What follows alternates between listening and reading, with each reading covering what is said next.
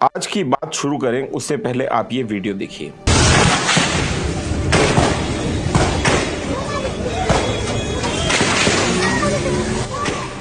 ये वीडियो पाकिस्तानी कब्जे वाले जम्मू कश्मीर का है। मेरी इंडिया की फोर्सेस से रिक्वेस्ट है कि प्लीज़ खुदा हमारा साथ दें। अगर इंडिया की फोर्सेस भी मुझे सुन रही है, जितनी फोर्सेस मुझे आउट ऑफ कंट्री के सुन रही है, खुदा हमारा साथ दें। जहां पाकिस्तानी आर्मी ने जुल्म की इंतहा पार कर रखी है, वहां प्रोटेस्ट कर रहे सिविलियंस पे पाकिस्तानी सिक्योरिटी फोर्सेस ने गोलियां दागी।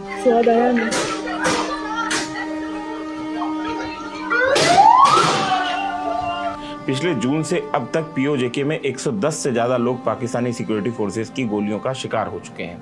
लेकिन पाकिस्तान की फौजी एस्टेब्लिशमेंट कितनी कायर है, कितनी बुज़दिल है, कितनी मक्कार है, उसको आप इस तरीके से समझिए कि एक तरफ पाकिस्तानी सिक्योरिटी फोर्सेस पीओजेके की आवाम पर गोलियां दाग रही थी, दूसरी तरफ पाकिस्तानी फौज के करिंदे खुलेआम वहाँ का इलेक्शन चोरी कर रहे थे। तो आखिर में पीओजेके में चल क्या रहा है, आज की वीडियो में इसी पर डिटेल से बात करेंगे। नमस्ते, मेरा नाम है विनय सुल्तान और आपका स्वागत है सुल्तान की डायरी के इस नए एपिसोड में। कहानी को अगर ठीक से समझना है तो आपको ये समझना पड़ेगा कि पीओजेके की असेंबली किस तरीके से काम करती है। दरअसल वहाँ की असेंबली में है 53 सीटें, उसमें से 12 सीटें रिजर्व्ड हैं कश्मीरी मुहाजिर्स के लिए। ये कश्मीरी मुहाजिर कौन है? ऐसे कश्मीरी जो कि भारत से किसी समय पाकिस्तान गए, चाहे 71 में गए, चाहे 48 में गए, और वो पाकिस्तान के अलग अलग हिस्सों में बसे हुए हैं, चाहे वो पंजाब में है, चाहे खैबर पख्तूनख्वा में है, चाहे सिंध में है। तो ये पाकिस्तान जो कश्मीरी हैं उनके लिए 12 सीटें वहाँ पर रिजर्व की गई, 8 सीटें अलग से रिजर्व है। कुल मिला के 20 सीटें वहाँ पे 53 में से रिजर्व हैं, बाकी की सीटों पर डायरेक्ट चुनाव होते हैं। तो वहाँ पे एक कमेटी बनी हुई है जिसको सिविलियन ऑर्गेनाइजेशन, जिसका नाम है Jammu Kashmir Awami action committee, joint Awami action committee, तो जाक इसको बोल दिया जाता है सामान्य तौर पे। तो जॉइंट आवामी एक्शन कमेटी की तरफ से ये कहा गया कि ये 12 सीटें जो हैं ये ऐसी सीटें हैं जिसके जरिए ISI और पाकिस्तानी आर्मी जम्मू कश्मीर में ये तय करती हैं, पीओजेके में ये तय करती हैं कि वहाँ पे किसकी सरकार बनने जा रही है। क्योंकि ये ज़्यादातर सीटें पंजाब में हैं, कुछ KPK में हैं, कुछ सीटें जो हैं कराची के आसपास के इलाकों में हैं जहाँ पे सामान्य तौर पे रिफ्यूजीज जाके बसे हुए हैं। तो वहाँ पे पाकिस्तानी आर्मी पूरी तरीके से ये तय करती है कि कौन कैंडिडेट होगा, किसके पक्ष में वोट जाएगा और कौन जो है चुन के जाएगा वहाँ पे जम्मू कश्मीर पीओजेके की असेंबली में। तो इस तरीके से जय का ये कहना था कि ये तरीका हटना चाहिए, ये तरीका ठीक नहीं है। हम जो इस लैंड के में रहने वाले हैं, इस जियोग्राफी में रहने वाले हैं, हम ये तय करें कि हमारी सरकार कैसे बनेगी, हमारा सियासी मुस्तकबिल क्या होगा, ये हमको तय करने का अधिकार होना चाहिए। इसके ऊपर जो है लगातार पाकिस्तानी जो एस्टेब्लिशमेंट है और जैक के बीच में लगातार तनातनी की स्थिति थी। और पाकिस्तान पीओजेके में 27 जुलाई से चुनाव शुरू होने थे और उससे पहले जो जॉइंट आवामी एक्शन कमेटी है उसको एक आतंकवादी तंजीम बता दिया गया, आतंकवादी संगठन घोषित कर दिया गया, उसे बैन कर दिया गया, उसका 70 से ज़्यादा नेताओं को गिरफ्तार कर लिया गया और जैक ने बदले में इस इलेक्शन का बायकॉट कर दिया। उसके बावजूद और 27 तारीख को दिन था जिस दिन एक तरफ इलेक्शन होने थे, दूसरी तरफ से जम्मू कश्मीर आवामी एक्शन कमेटी की तरफ से ये कॉल दिया गया था कि हम एक लॉन्ग मार्च करेंगे रावलाकोट से लेकर मुजफ्फराबाद, जो कि पीओजेके की राजधानी है, पाकिस्तानी कब्जे वाले जम्मू कश्मीर की राजधानी है। तो जब रावलाकोट से लॉन्ग मार्च शुरू हुआ तो इस लॉन्ग मार्च को रोकने के लिए पाकिस्तानी सिक्योरिटी फोर्सेस की तरफ से गोलियां दागी गई और इन गोलियों में लगातार लोग मरे। डायरेक्ट सिविलियंस के ऊपर ऐसे मतलब सीधा राइफल तान के जो है बैरल तान के गोलियां दागी गई। और जॉइंट आवामी एक्शन कमेटी की तरफ से जो 19 लोग पहले शुरुआत में बताए गए थे कि ये 19 लोग पाकिस्तानी सिक्योरिटी फोर्सेस की गोलियों का शिकार हो गए और वो इस जिंदगी की जंग को जो है हार गए, वो नहीं बचाए जा सके। तो ये स्थिति है। तो उनके नाम मैं आपको पढ़ के बता देता हूँ जो जॉइंट आवामी एक्शन कमेटी की तरफ से 19 लोगों के नाम हैं।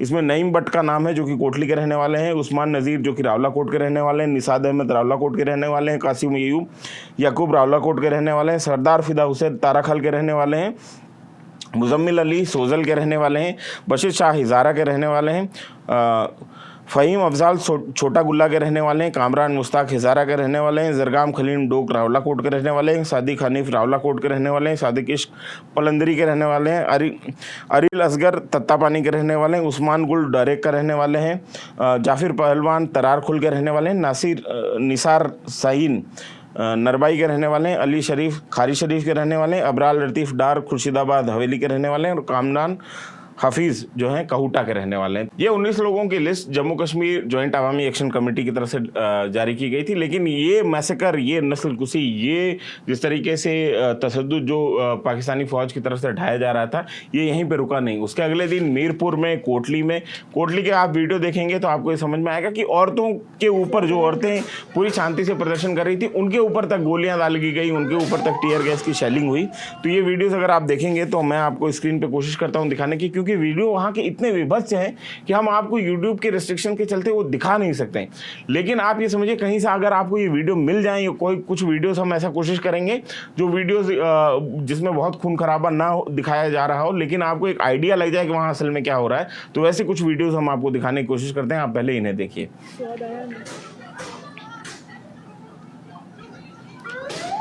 तो ये वहाँ पे स्थिति है, सिविलियंस के ऊपर डायरेक्ट जो है सिक्योरिटी फोर्सेस गोलियां चला रही हैं, गोलियां दाग रही हैं। उसके बाद में ये खबर आ रही है कि मीरपुर से भी 5 लोगों के मरने की खबर है, कोटली में भी लोगों के मरने की खबर है। तो अब तक जून से लेकर अब तक 110 से ज़्यादा लोग जम्मू कश्मीर में, पाकिस्तानी कब्जे वाले जम्मू कश्मीर में मारे जा चुके हैं। 110 सिविलियन जो कि सिक्योरिटी फोर्सेज की गोलियों का शिकार हुए हैं, सिक्योरिटी फोर्सेज की गोलियों की वजह से मारे गए। तो ये स्थिति जो है वो POJK में बनी हुई है। वहाँ पे Pakistani army, Pakistani security establishment ने वहाँ पे जुल्म की सारी हदें पार कर दी हैं। और दूसरी तरफ जो है ये कहानी यहीं ख़त्म नहीं होती। इस कहानी का एक और दर्दनाक पहलू है कि एक तरफ आवाम जो है वो सड़कों पे है, वो इलेक्शन का विरोध कर रही है। 10% से भी ज़्यादा वोटिंग नहीं हुई है। उसके बदले में खुलेआम वहाँ पे बिल्कुल दिन दहाड़े जो है चुनाव चोरी किया जा रहे हैं, इलेक्शन रिग किया जा रहा है। आप ये वीडियो देखिए, सबूत के तौर पर आपको समझ में आएगा।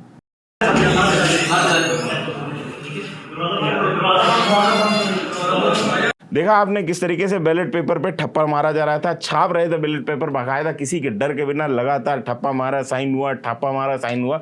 ये इलेक्शन वहाँ पे हो रहे हैं, इस तरीके से वहाँ पे इलेक्शन कराए जा रहे हैं। इस पूरे के पूरे जो जम्मू कश्मीर अवामी एक्शन कमेटी के आंदोलन को दबाने के लिए कहा जाएगा कि हमने तो डेमोक्रेटिक और पॉलिटिकल प्रोसेस के जरिए सरकार चुनी है और बाकायदा चुना हुआ है, तो ये वहाँ पर कहा जाएगा। वैसे भी पाकिस्तान में कभी भी इलेक्शन कभी फेयर नहीं हुए। एक बार फेयर हुए थे 1970 में, उसके बदले में जब रिजल्ट आया तो बांग्लादेश बन गया नया। उसके बाद से पाकिस्तानी आर्मी ने कोई भी इलेक्शन फेयर तरीके से नहीं होने दिया। वहाँ पे इलेक्शन नहीं होता है, वहाँ पे सरकारों का सिलेक्शन होता है। और सरकारों के सिलेक्शन में भी इस बार गड़बड़ी हो गई। आप ये देखिए, वहाँ पे एक ISI के DG हैं, डायरेक्टर जनरल C, मतलब काउंटर इंटेलिजेंस विंग के डायरेक्टर हैं। नाम उनका जनरल फैजल नसीर, और उनको सामान्य तौर पर जो वहाँ की आवाम है उनको ये नाम दिया गया है डर्टी हैरी। ये नाम दरअसल इमरान खान ने दिया था। तो फैजल नसीर की पहचान डर्टी हैरी के तौर पर है पाकिस्तान के अंदर भी, और सिक्योरिटी जो कम्युनिटी है वहाँ पे जो चैटर होता है उनमें भी उनका नाम डर्टी हैरी के नाम से ही है। तो हुआ क्या कि डर्टी हैरी की करीबी थी PPP के साथ में, जो पाकिस्तानी पीपल्स पार्टी है, जो कि बिलावल जरदारी भुट्टो की पार्टी है, जो कि बेनजीर भुट्टो की पार्टी है, जुल्फिकार अली भुट्टो की पार्टी है। उसके साथ में फैजल नसीर की करीबी थी, और फैजल नसीर ने उनको ये प्रॉमिस किया था कि हम POJK में सत्ता आपको दिलवा देंगे, आपकी पार्टी को दिलवा देंगे। लेकिन दूसरी तरफ थे फील्ड मार्शल आसिम मुनीर, और आसिम मुनीर की करीबी जो थी वो वहाँ पे मरियम नवाज़ के साथ में है, PMLN नून के साथ में है, जो नवाज शरीफ की पार्टी उसके साथ में है। तो ये खुला हुआ ओपन सीक्रेट है, सबको पता है इसके बारे में पाकिस्तान में, और बाहर भी लोगों को जो पाकिस्तान को फॉलो करते हैं सबको पता है। तो ऐसी स्थिति में हुआ क्या कि फील्ड मार्शल साहब ने फैजल नसीर को ओवरसीड कर दिया, और उनको बोला गया कि यहाँ पे अब PMLN की सरकार बनेगी, पाकिस्तानी मुस्लिम लीग नून की सरकार बनेगी, नवाज शरीफ का जो फ्रैक्शन है उसकी सरकार बनेगी। और इसके चलते हुआ ये कि जो 27 तारीख को जो ये रिग्ड इलेक्शन थे, जो चोरी के इलेक्शन थे, उनके नतीजों में वो रिजल्ट दिखाई देने लगा। और वो रिजल्ट में कहा गया कि 9 सीटें PMLN को दे दी गई, 4 सीटें जो हैं वो PPP को दे दी गई। पाकिस्तान तो ये बंटवारा इस तरीके से 9 और 4 का 13 सीटों में, जो मीरपुर डिवीजन की 13 सीटों पर चुनाव हुआ था, उसका बंटवारा इस तरीके से कर दिया गया। और ये जिस किस्म से बंटवारा हुआ सीटों का, उसने भड़का दिया बिलावल भुट्टो को, और बिलावल भुट्टो आग बबूला हो गए। उनको ये उम्मीद थी कि उनकी POJK में इस बार सरकार बनेगी, लेकिन उनकी सरकार बनी ही नहीं। तो उसके बाद में उन्होंने क्या कहा, बाकायदा TV पे, प्रेस पे उन्होंने खुलेआम बगावत कर दी। तो ये सुनिए आप वो क्या कह रहे हैं। अगर इनका मकसद ये था कि इन्होंने पोलिंग स्टेशंस को तहफ़्फ़ुज़ दिलवाना था, इन्होंने तारीख में पहली दफा कश्मीर में फेजेस इलेक्शंस करवाए हैं, तो फिर मैं पूछता हूं कि मीरपुर पे फेजेस में इलेक्शन हो रहे थे, आपके पूरा सिक्योरिटी का बंदोबस्त था, सिक्योरिटी का कोई कमी नहीं था, तो फिर 30 के 30 पोलिंग स्टेशंस पे ये कैसे हमले किए? इन्होंने कैसे कामयाबी से किसी हल्का में 1-2 पोलिंग स्टेशंस में चले मान जाओ, अगर हो जाए तो फिर हम इसको 30 पोलिंग स्टेशंस में, मेरे पास वीडियो सबूत है। ये कैसे मुमकिन है? ये सिर्फ तब मुमकिन है जब आप साफ और शफाफ इलेक्शंस करवाने के लिए नहीं, अमन को गारंटी करने के लिए नहीं, धांधली करवाने के लिए आपने ये फेजेस करवाया। तो ये देखिए भाई साहब, वहां पे इस तरीके से इलेक्शन होता है पाकिस्तान में। इस तरीके, मैं बार बार यही आपको समझाने की कोशिश कर रहा हूँ, इलेक्शन नहीं सिलेक्शन था। क्योंकि पहले ये कहा जा रहा था कि पीपीपी को सत्ता दे दी जाएगी, लेकिन पीपीपी पिछड़ गई, मरियम नवाज ने बाजी मार ली और वहाँ पे मुस्लिम लीग नून की सरकार जो है फिलहाल बनने जा रही है। तो ये स्थिति है पीओजेके की। और दूसरी तरफ जो असल में जो वोटर्स हैं, असल में जो वो जनता है, उसके ऊपर इस तरीके से अत्याचार किया जा रहा है, मैं आपको बता नहीं सकता। मतलब सड़कें, अगर वो वीडियो मैं दिखा नहीं सकता आपको, सड़कों पे जिस तरीके से लोगों की लाशें पटी पड़ी हैं, मतलब खून हर जगह खून गिरा हुआ है, हर जगह। मतलब इस तरीके से सिविलियंस पे गोली चलाई जा रही है जिस तरीके से वो जानवर हैं, कोई दुश्मन है, और दुश्मन मान के बैठा हुआ है पाकिस्तान। वहाँ पे पीओजेके के जो लोग हैं, जो पाकिस्तानी कब्जे वाले जो कश्मीर के जो लोग हैं, वहाँ की आवाम को पाकिस्तान ये बोल चुका है कि हमारे दुश्मन हैं। और ये मैं नहीं कह रहा हूँ, ये पाकिस्तान के जो रक्षा मंत्री हैं, जैसे हमारे यहाँ पे राजनाथ सिंह है, वैसे वहाँ पे रक्षा मंत्री हैं जिनका नाम है ख्वाजा आसिफ, उनका आप ये बयान सुन लीजिए। वो देखिए क्या कह रहे हैं। वो कह रहे हैं कि पाकिस्तान दुश्मन है पीओजेके वाले। सुनिए आप खुद, मैं झूठ नहीं बोल रहा हूँ। नहीं जी, मेरा नहीं ख्याल कोई डायलॉग होगा जो जिस तरह मैं फिर दोबारा कहूँगा कि मैं इनको हिंदुस्तान के साथ जो है ना, इन लोगों को ब्रैकेट करता हूँ, उसी जुमरे में इस्तेमाल को शुमार करता हूँ जिसमें हम हिंदुस्तान को दुश्मनों की सफ में देखते हैं। ये लोग भी पाकिस्तान दुश्मन हैं। Thank you. तो पाकिस्तान की जो पुरानी रूल बुक है, जिसमें वो हर चीज़ को बता देते हैं कि ये रा की साजिश है, ये इंडिया के एजेंट हैं, तो बलूचिस्तान में इंडिया के एजेंट हैं, खैबर पख्तूनख्वा में इंडिया के एजेंट हैं, पीओजेके में इंडिया के एजेंट हैं, सिंध में कोई अगर उनका विरोध कर रहा है वो सब इंडिया के एजेंट हैं, वो पाकिस्तान के दुश्मन हैं और इंडिया से मिले हुए हैं। तो अगर पाकिस्तान की लगभग 80% आबादी ही इंडिया से मिली हुई है, तो फिर आप किसके ऊपर राज कर रहे हैं? तब तो आपको गद्दी छोड़ देनी चाहिए। लेकिन पाकिस्तान की मिलिट्री इस्टेब्लिशमेंट, पाकिस्तान का वो जिसको वो लोग बड़ा इस्टेब्लिशमेंट कहते हैं, वो दरअसल मक्कारों, ठगों, वसूलीबाजों का एक गिरोह है जिसने फ़ौज की वर्दियां पहन रखी है और जो इस देश को पूरी तरीके से नचा रहा है। आप ये समझिए, इसको मैं एक तरीके से, कोई कंपेरिजन है नहीं भारत पाकिस्तान का, लेकिन मैं आपको समझाने के लिए कह रहा हूँ कि भारत ने सिर्फ एक बार वर्ल्ड बैंक से एक इमदाद मांगी थी, एक राहत मांगी थी, जिसको उन्होंने दिया 1993 में। 2002 तक हमने वो इमदाद वापस लौटा दी। उसके बाद हम कभी वर्ल्ड बैंक के प्रोग्राम में नहीं गए, कभी हमको उनसे ये ज़रूरत नहीं पड़ी कि हम उनसे मदद लें। और पाकिस्तान जानते कितनी बार जा चुका? अभी रिसेंटली वो 25वीं बार गया वर्ल्ड बैंक के साथ पास में कि वो उनको जो है इकोनॉमिक असिस्टेंस उनको मिल जाए, कुछ पैसा उनको मिल जाए, नहीं तो ये देश नहीं चल पाएगा। तो ये सारा का सारा कारिस्तानी जो पाकिस्तान ऐसा नहीं। आप ये समझिए, पंजाब जब बटा था तो पंजाब का सबसे उपजाऊ इलाका जो है वो पाकिस्तान के हिस्से में आया था। सिंध का जो सबसे उपजाऊ इलाका है वो पाकिस्तान के हिस्से में आया था। बलूचिस्तान, खैबर पख्तूनख्वा, कश्मीर में आप ये देखेंगे कि तमाम तरीके के नेचुरल रिसोर्सेज हैं। अगर वो देश अपने पैरों पे खड़ा होना कोशिश करता, अगर वो देश सही तरीके से चलता तो अच्छी इकोनॉमिक कंडीशन में होता। इस तरीके से नहीं होता भिखमंगों की तरह। और वहाँ पे टैलेंट की भी कमी नहीं है, लोग वहाँ पे भी इसी तरह, क्योंकि ये हम सब कॉन्टिनेंट के लोग हैं और हमारी जीन्स में मेहनत है, हम मेहनत करके कमा के खाना जानते हैं। लेकिन जिस तरीके से वहाँ पे सियासत चली है, जिस तरीके से वहाँ पे फौज ने उस देश का बंटाधार किया है, पाकिस्तान की नौजवान नस्ल को पूछना चाहिए कि हमारे साथ ये हो रहा है जो कि हम डिज़र्व नहीं करते हैं। ये सरकार जो है वो हम डिज़र्व नहीं करते हैं। सरकार नहीं है, वो फौज के चपड़ासी हैं जो कि हम डिज़र्व नहीं करते हैं। एक डेमोक्रेटिक प्रोसेस नहीं है और इसकी वजह से पाकिस्तान जहाँ पे खड़ा है उसके लिए एक ही ताकत अगर जिम्मेदार अगर मैं बोलूँ तो वो पाकिस्तान की फ़ौज है जो इसके लिए जिम्मेदार है। और ये पाकिस्तान के नौजवानों को पूछना चाहिए। वो भारत का जेएनयू प्रोटेस्ट बहुत देख रहे थे, लेकिन पाकिस्तान में असल में क्या चल रहा है वो भी आपको समझना पड़ेगा कि वहाँ पे लोग प्रदर्शन करने जाते हैं और डिसअपियर हो जाते हैं। मतलब पाकिस्तानी आर्मी, हमारे यहाँ पे अगर कोई प्रदर्शनकारी कुछ कर रहा है, बैरिकेड तोड़ने की कोशिश करता है तो पुलिस यहाँ पे डिटेन करती है और शाम तक उसको छोड़ देती है। वहाँ पे आप पाकिस्तान में प्रदर्शन करने जाइए, आप डिसअपेयर हो जाएंगे, आपको पता ही नहीं लगेगा कि आपकी लाश तक कहाँ गई, मतलब मिलना बंद, जानकारी नहीं मिलेगी घर वालों को, सालों साल ढूंढते रहेंगे। और ऐसे तमाम केसेस हैं बलूच स्टूडेंट्स के, और वहाँ पे जितने पख्तून स्टूडेंट्स हैं उनकी ये स्थिति है। मशाल बलूच का केस आप सब लोगों को पता ही होगा। तो ये पाकिस्तान की कंडीशन है। और पाकिस्तान जो रूल बुक जो उसने 1970 में ऑपरेशन सर्चलाइट के नाम पे ईस्ट पाकिस्तान में की थी, जहाँ पे उन्होंने बाकायदा, मैं आपको इसको इस तरीके से समझाता हूँ क्यों ये मेरे को डेजावू की फीलिंग दे रहा है। दरअसल क्या हुआ था कि 1970 में जब चुनाव हुआ था पहली बार, जिसको मैं बोलता हूँ कि पाकिस्तान के इतिहास में अकेला ईमानदार चुनाव था, उसमें अवामी लीग को बहुमत मिलता है और अवामी लीग जो है वो सत्ता बनाने में, बहुमत बनाने में कामयाब होती है। लेकिन जुल्फिकार अली भुट्टो और याह्या खान जो उस समय मिलिट्री डिक्टेटर होते हैं, वो जो सत्ता देने से शेख मुजीब को साफ मना कर देते हैं, उल्टा उनको गिरफ्तार कर लेते हैं। और उसके बाद शुरू होता है जो ईस्ट पाकिस्तान है, वहाँ पे ऑपरेशन सर्चलाइट। और सर्चलाइट में होता क्या है, वहाँ के आर्मी ऑफिसर्स को ये हिदायत दी जाती है कि आपको जाके पूरे बांग्लादेश की, ईस्ट पाकिस्तान की नस्ल बदलनी है।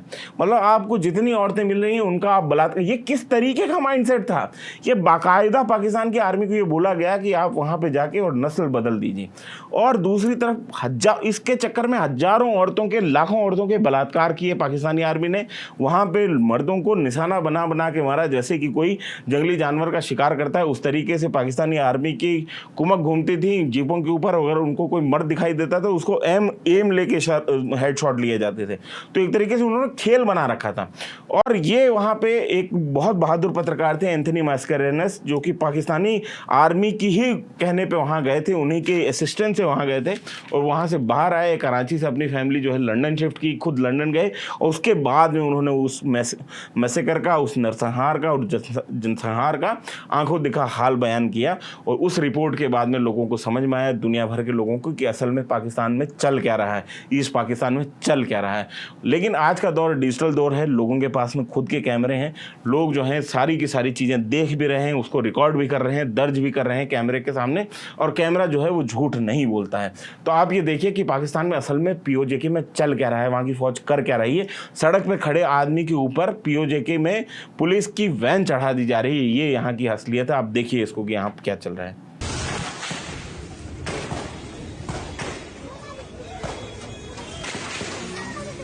और ऐसे हालात अब ये बन गए हैं पाकिस्तान में कि पीओजेके में, कि लोग वहाँ पे अब ये उम्मीद कर रहे हैं कि भारत से उम्मीद कर रहे हैं कि भारत की सरकार जो है, भारत की सिक्योरिटी फोर्सेस यहाँ पे इंटरवीन करें और वहाँ के लोगों को बचाए, ताकि वो नस्लकुशी से बच सकें। वहाँ पे जो है पूरा का पूरा जो जेनोसाइड चल रहा है कश्मीरी लोगों का, उससे बचाया जा सके। ये महिला हैं, ये पीओजेके के रहने वाले हैं और सोशल मीडिया इन्फ्लुएंसर हैं, टिकटॉक पे काफ़ी फेमस हैं। उनका ये आप वीडियो देखिए कि वो क्या कह रही हैं। मेरी इंडिया की फोर्सेस से रिक्वेस्ट है कि प्लीज़ खुदारा हमारा साथ दें। अगर इंडिया की फोर्सेस भी मुझे सुन रही है, जितनी फोर्सेस मुझे आउट ऑफ कंट्री के सुन रही है, खुदारा हमारा साथ दें। पाकिस्तान की फोर्सेस ने, पाकिस्तान की पुलिस ने, पाकिस्तान की आर्मी ने हमारे बच्चों को, हमारे वर्षा को शहीद कर दिया। हमारा कश्मीर इस वक्त खून से भरा हुआ है। हमारे कश्मीर में बहुत जुल्म हो रहा है। खुदारा हमारी आवाज़ बने, अल्लाह का। तो ये है भाई साहब पीओजेके के हालात, और ये हमको समझना पड़ेगा। और जब जैसे जैसे पीओजेके में अशांति में तब्दील हो रही है, जिस तरीके की स्थिति वहाँ पे बन रही है, और जिस तरीके से पीओजेके में जो हमारे कश्मीरी भाई बहन है, जो कि, क्योंकि मैं लगातार ये कहता रहा हूँ कि पीओजेके भारत का पार्ट है, लीगली भारत का पार्ट है, वहाँ के लोग भारतीय नागरिक हैं और वो हमारा हिस्सा है, जिसके ऊपर पाकिस्तान ने गलत तरीके से कब्जा कर रखा है। तो पीओजेके में रहने वाले लोग हमारे लोग हैं, उनके ऊपर पाकिस्तानी आर्मी जिस तरीके से तशद्दुद कर रही है, जिस तरीके से अत्याचार कर रही है, जिस तरीके से जुल्म की हदें पार की जा रही हैं, वो खौफनाक है, वो डराने वाला है। और इंटरनेशनल कम्युनिटी को भी ये चाहिए कि वो अब इसमें इंटरवीन करें। इस तरीके से अपने सिविलियंस को, 110 सिविलियंस को आपने गोली मार के हत्या कर दी है, हजारों जो हैं घायल हैं वहाँ पे। इस तरीके की स्थिति है कि आपने हंटिंग ग्राउंड बना रखा है और कश्मीरियों को उस तरीके से मार रहे हैं जिस तरीके से जंगल में किसी वाइल्ड बफेलो को मारा जाता है, उस तरीके से आप उसको हंट कर रहे हैं। ताक बांध बांध के स्नाइपर से आप जो है शॉट लगा रहे हैं, लोगों को हेडशॉट लगे हैं। गाड़ी में जाते हुए एक आदमी गाड़ी में, जो कि प्रोटेस्ट में नहीं, गाड़ी में जा रहे एक आदमी को स्नाइपर से गोली मारी गई है। तो ये क्राउड कंट्रोल नहीं है, ये प्रोटेस्ट को कंट्रोल करने का तरीका नहीं है, ये एक साफ साफ जो है जनसंहार है, मैसेकर है, नस्लकुशी है वहाँ पे जो घटनाएं पीओजेके में हो रही हैं। तो ये हम आपको चाह रहे थे कि आपको पता लगे कि दरअसल हो क्या रहा है पीओजेके में, क्योंकि पीओजेके में अगर छोटी से छोटी घटना होती तो वो भारत का कंसर्न है, भारत के हर नागरिक का कंसर्न है, और यहाँ तो सरेआम जो है नरसंहार चल रहा है। आपको सुल्तान की डायरी का ये एपिसोड कैसा लगा हमें ज़रूर बताएं, और इसमें हम आपको और क्या जानकारी दे सकते थे, आप हमसे अगर कोई बात छूटी हो, अगर आपको और कुछ जानना हो इसके बारे में तो हमको ज़रूर कमेंट बॉक्स में लिख के बताएं। ये कार्यक्रम हम और कैसे बेहतर कर सकते हैं और कैसे इसको अच्छा कर सकते हैं, इसके बारे में भी अपनी राय दें। मेरा नाम है विनय सुल्तान, कैमरे के पीछे है फरमान। आपका ये वीडियो देखने के लिए शुक्रिया।